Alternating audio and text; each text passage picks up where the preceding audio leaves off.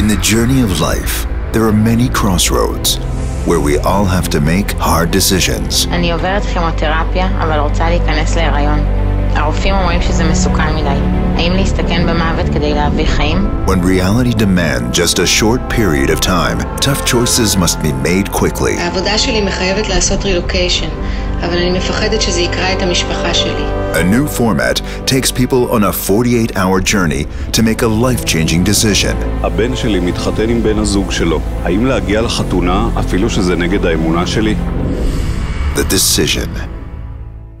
Samuel lost his first son in battle. Now his youngest wants to join the special forces.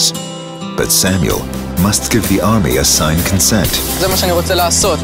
אני חושב על זה כל הזמן, אני מתאמן כל הזמן, זה המטרה שלי. באיזה מחיר אתה מוכן לשלם? כל מה שצריך. אני לא חושב שיש מישהו שרוצה את זה יותר. Samuel's wife strongly opposes the idea. אם יקרה לו משהו זה דבר שלא יכול להשתנות. אני לא אקום מזה. זה לא יהיו חיים אחרי זה.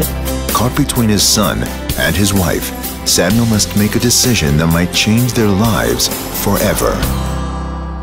Each episode features one person with a life-changing decision to make.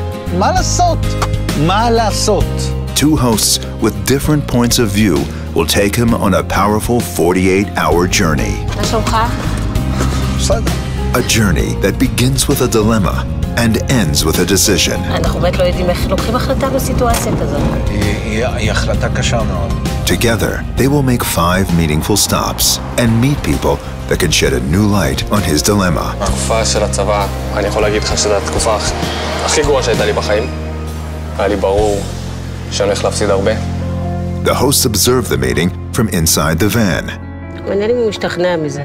They comment on the situation and give their own insights.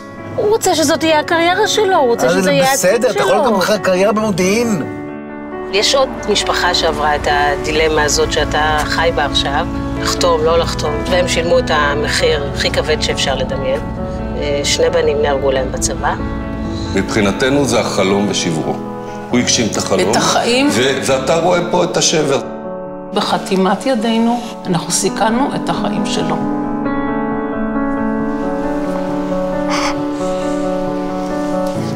Just before he makes his final decision, he will meet an expert in decision making. הוא איש שיכול לסדר את המחשבות שלך, לסגור את הפינה הזאת של לקבל את ההחלטה, כלומר לחתוך.